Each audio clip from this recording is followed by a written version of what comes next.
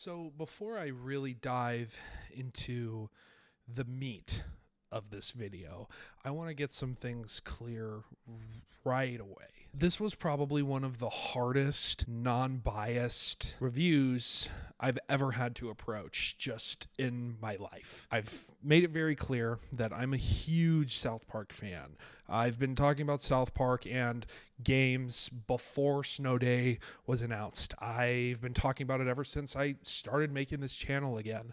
In fact, some of the first videos that have been private on this channel from years ago was a playthrough that I did of Stick of Truth. I've been on record to my friends and in these videos saying that I genuinely think that South Park is in my top 2, top 3 favorite franchises of all time, favorite shows of all time, and that the 2 games that have come before Snow Day are 2 of my favorite games from an IP standpoint and just in general that I've ever played. I've never played a game as many times and more than Stick of Truth. Like, I 100% completed Stick of Truth, like all the collectibles, everything, 4 different times, 2 different consoles. So I just want to make it very clear that this was so hard to approach from a neutral aspect, and I don't know how this review is going to end because I'm not scripting this video either. I hold myself to a higher standard, and I'm not saying that if you script your videos that's a bad thing, but I want to be very real with these videos, and I want to kind of get across why this game broke me in different ways than it might have broken other people. And again, I want to say that anything I say in this video, if you feel differently, that's perfectly fine, because this is just my opinion. And I've seen my opinion be shared through other people, either on the Reddit, on YouTube, on different forums, etc. But I just want to make it clear that if you love this game, if this is the best game you feel like you've played all year, I'm going to kind of question what games you've played, but I'm going to respect your opinion because at the end of the day, every game hits every person differently. Firstly, I want to talk about IGN's review just really quick. I didn't watch the video. I didn't read the article. They gave this game a 3. It just kind of, I mean, it's IGN, right? Like, everybody knows this game, this website is horse shit. They're stupid. They don't really know what they're talking about. This game is not a 3, okay? When I think of games that are 3, I think of Golem. I think of the release of Cyberpunk 2077. I think of Avengers. I do not think of this game. This game doesn't have any predatory loot boxes. This game runs actually really well and looks really good. And the gameplay for some people might be really solid. This game is not a 3. Whoever gave this game a 3 at IGN genuinely has no idea what they're talking about. Now, is this game better than a 6? Probably not. I don't do numbers, but if I had to give it a number, I'd give it a 5. It's not a 3, though. 3 is just ridiculously low. Let's talk about things I liked about this game. There's some that I really liked and might actually have liked more than in other games. The music of this game is just, I feel like it's a standard now for South Park to just have insanely good music. I think the soundtrack here is great. I think that the theme that the kids play really fits and really kind of amplifies the music. I think that whoever did the score for this game and the other 2 games deserves all the roses because it's seriously just so good. I'm not saying the sound design is good. I'm saying the music is good because the sound design is for a different portion of this video. Now, one of the most jarring things leading up to this game was the art style for me.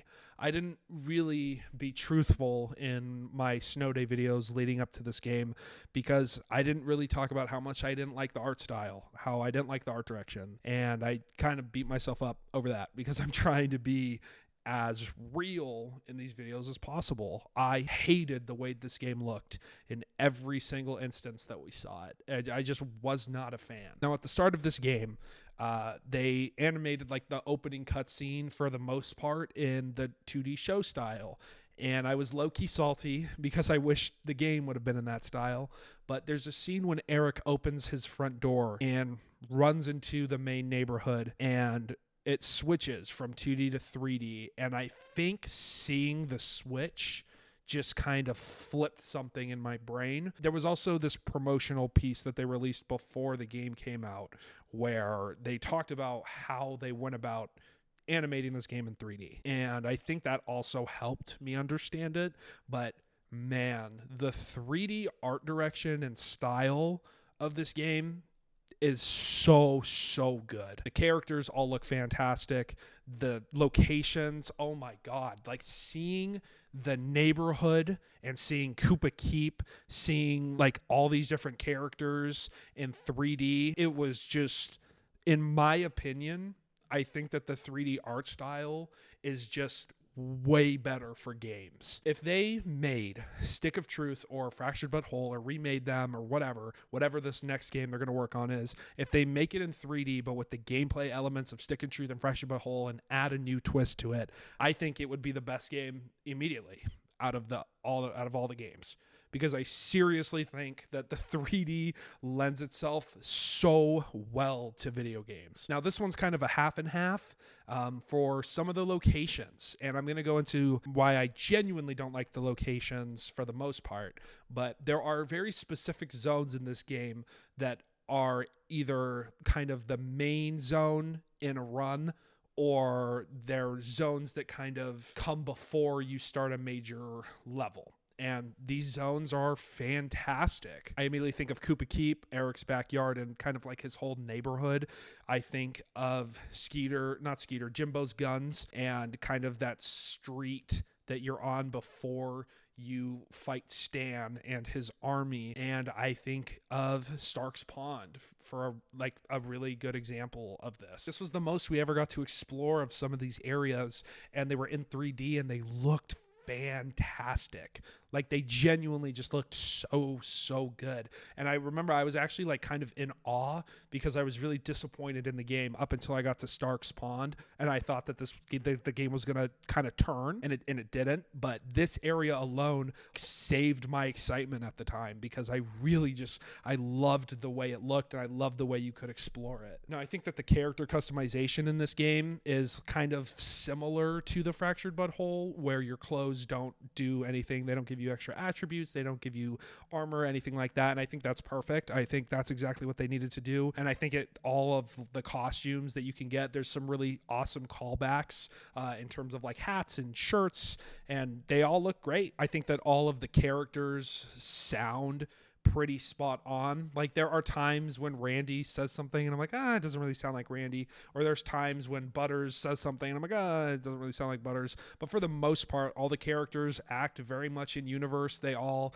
talk pretty much the same. And I did like aspects of the story. Like, I liked how there was a portion of the game where the kids believe that Mr. Hanky is the only perpetrator of everything, and he's trying to get revenge because of the show essentially canceling him. And I think that's a really awesome callback. I think that's a great way to tie in the events of the show that have happened in between the two games and show like, hey, this game is the same timeline, the same continuity of the other two games. And I mean, they talk about the other two games and make jokes about it, so obviously it was. I think that was a great thing to see. Now, I think the final thing that I really liked about this game were the boss battles. I mean, they were some of the most inspired I think I've seen out of the last few games. I think there were some boss battles in Stick of Truth that, I mean, you would consider them boss battles, but they kind of were way too easy, and you could really break Stick of Truth.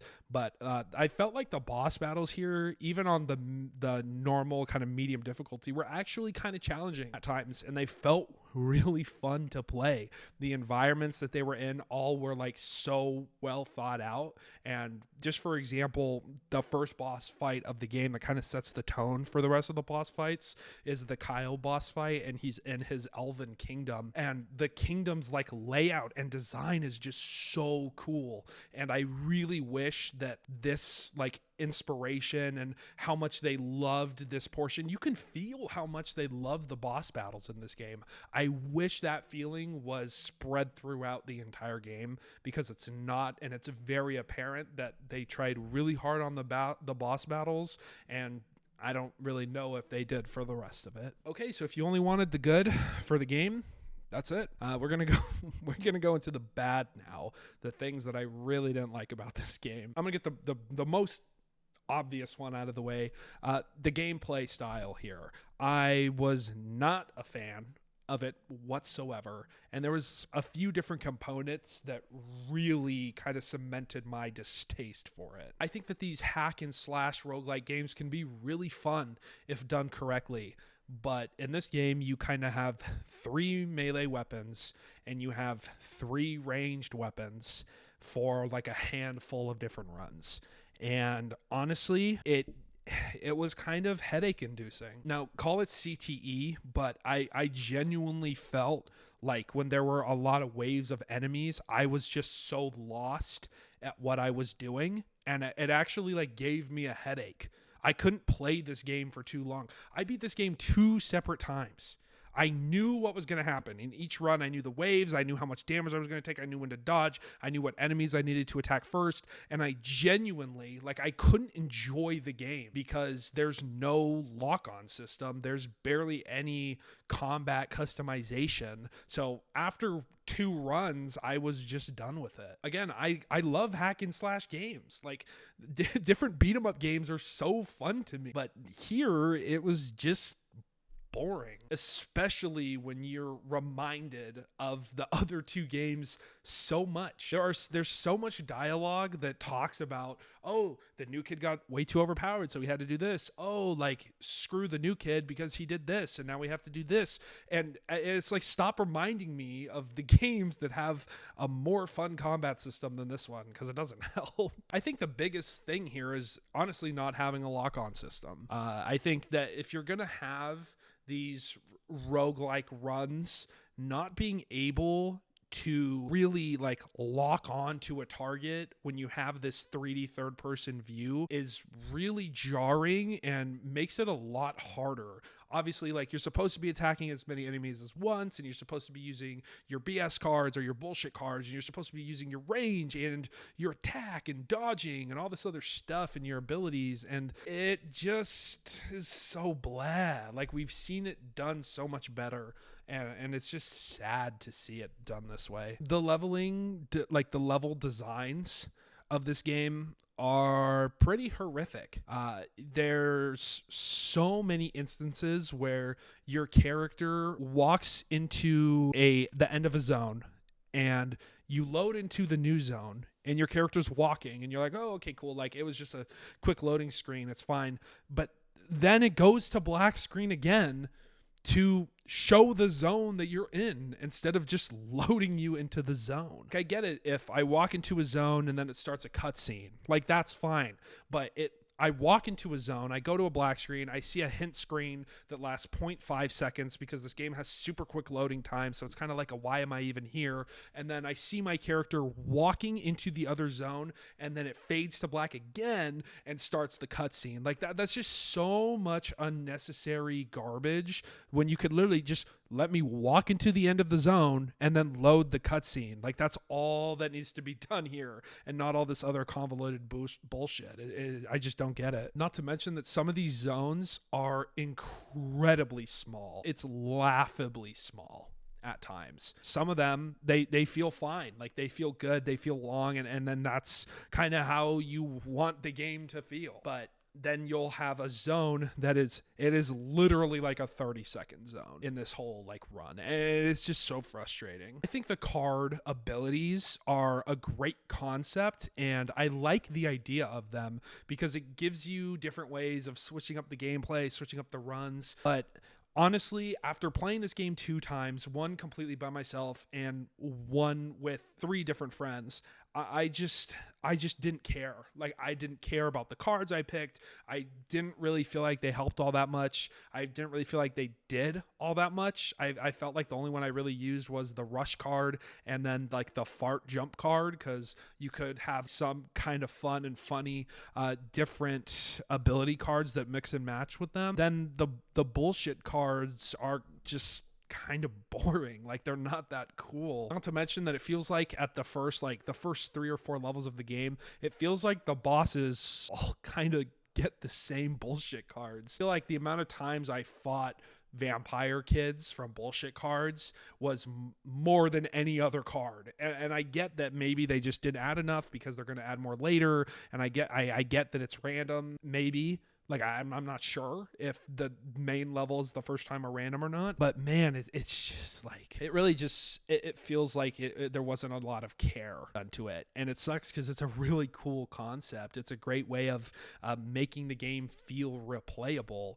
But this game kind of punches you in the mouth for wanting to replay it. Leading up to the release of this game, they talked so much about how they were inspired by Hades.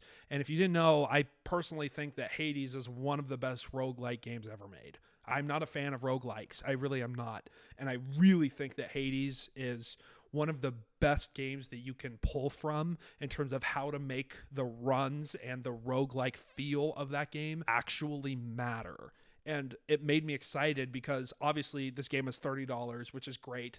I think that them adding to it over time is great, but you can't say that games like Hades inspired you and then just release a game like this. I feel like to have a game that has a good roguelike feel, it needs to make you feel punished, but give you satisfaction when you finish a run. When you get stuck on a run in Hades or in really any really well-made roguelike, you feel like you have to almost think outside of the box and outthink the game to beat that run, beat that boss, beat that level, whatever. But in this game, it feels like all you have to do is either survive longer, get lucky, or hack and slash. Like, there's no real thinking about it. And I don't know if I would consider this the level design. I don't know if I would consider it the combat feel. I don't know what aspect that specifically falls into. But the fact that I beat this main game by myself in a little over 4.5 hours. And then me and my friends, while making jokes and laughing and just kind of disrupting each other, could beat this game in 6 hours on the hardest difficulty. I just don't understand it. And again, I think there was so much potential for this game to actually be good because there's instances and there's these levels and these different zones, and then you have the boss battles and you have this fantastic art style and score, and the story is like perfectly fine for a South Park story. It's not fantastic, it's not great, it's not better than the other two games, but it's better than a lot of bad South Park episode stories, and you just kind of get like shit on. And I don't really understand the decision making here. The collectibles in this game are just fine. Honestly, I didn't really like it all that much. You get dark matter, and the dark matter was cool. I like the dark matter cards, but the other cards are so stupid and pointless that they kind of got overlooked. I'm not gonna lie. Like, they were there. I didn't really care about them all that much, though. Like, I was kind of hurt in the Fractured But Whole when they took away the ability to see what you were collecting, because it was such a cool way of finding different Easter eggs, getting different collectibles that you could sell as junk, getting different items from all these different episodes. And then in Fractured But Whole, you could still kind of see the junk that you collected. They kind of took away the icons, but they made it a lot more streamlined. And it feels like in this game, they literally just got rid of it. I like the fact that the health portion, the health pots or whatever that you pick up in this game are cheesy poofs. I think that's great. You get cheesy poofs and dark matter and PP coins and toilet paper, and that's pretty much it. Like, it's just like the toilet paper, I get the joke. It's just fucking stupid. I'm gonna be honest. It's just not even funny. Like, I don't even know how to describe the feeling that this game gives me, because I honestly think this game is worth playing if it's on sale. I think that once they add more to this game, it's gonna be a lot better. I think that, yeah, the main game is really short, but for the US anyway, it's only $30. I think that's a really good thing. That was a great decision, because if this game was more than $30, I would have flipped my shit after playing it. But over time, this game has the potential to be something really great. But the base product that we were given here just feels like such a middle finger. I think if you're like a core South Park fan like myself, I think you'll enjoy it, You know, I found myself enjoying a lot of this game. And when the reviews came out and I was playing the game, I was like, I don't really see what these people are saying. But I kind of realized the more and more I thought about it and analyzed the game and the more I played it, really, I realized that it was kind of just my bias of being a South Park fan getting kind of like giving me rose tinted glasses. When I stepped back and I looked at this game from a perspective of, I know what South Park is. I played the other two games. I don't follow the show religiously. I watch it here and there. I watch when new episodes come out, but that's kind of it. I realized that this game is just, it's just not that good, unfortunately. But again, that's how I feel about it. If you love this game, then that's power to you. And I'm still going to go back and play it during updates and DLC and all this other stuff. I'm excited to see what they do with it. I know that they said they wanted it to be shorter and they wanted to be able to update it with the show, and that's great. And I'm excited to see what they do, but I can't get over how disappointed I am by the base game here. There was such a great idea here that was just covered by a lot of terrible decision making, I feel like. And again, I'm not trying to like insult the devs. I'm not trying to insult the studios or anything like that, because this game is not a 3 like IGN says. But it's kind of a waste of time, honestly. That's how I feel. I said this to my friend Alex and Sway and even my best friend, who is like my ride or die. I said that this game, when you step back and you realize that South Park is required to release games under the Paramount deal that they signed, this game feels like a quota filler. Now, I swear I thought that there was something in the Paramount deal that said that they had to make a game or release a game. I can't find it, so I might be like completely misremembering it, but I really, really thought that there was something in that Paramount initial deal. So that could be completely wrong, and if I'm wrong, then I'll just eat my own words here. But this game feels like a quota filler nevertheless. It feels like they had to make a game. How do we make a game as quick as possible that we can support over time, make money while we work on a better game in the background? And this is what that game feels like. And I'm sorry for not getting this video out sooner. It's been hard for me to kind of come to terms with my relationship with this game, because I was looking forward to playing this game all year long. This was the game that I thought was going to keep me busy throughout 2024. And that's on me. That's my fault for getting my expectations up like that. I have played Stick of Truth and Fractured But Whole so much, and I'm so entertained by those two games that they have these long-lasting impacts on me. And so far, South Park Snow Day just doesn't. And I'll probably make like a follow-up video to this one when they release all the DLC, because again, this game is unfinished, and I feel like a lot of people are not highlighting that fact. I think it's very important to remember that this game is going to be updated and they're going to put things in the game. Now, if they actually do that, that's a different story. But that's what they're saying. So we kind of have to wait and watch and kind of see what they do, and I'll be watching and experiencing it with everyone else, because I didn't get a review code. I don't get fucking review codes, but I seriously think that they need to go back to the drawing board and understand why people loved Stick of Truth and Fractured But Whole so much, because those games made you feel like you were developed in the show, like you had this natural story of the show, and this game doesn't really have that same feeling. This is probably going to be one of the longest videos I've made in a while, so I apologize for that. I wanted to get this video out before Easter, and I think I've recorded this video like 3 separate times, so it's been really fucking hard.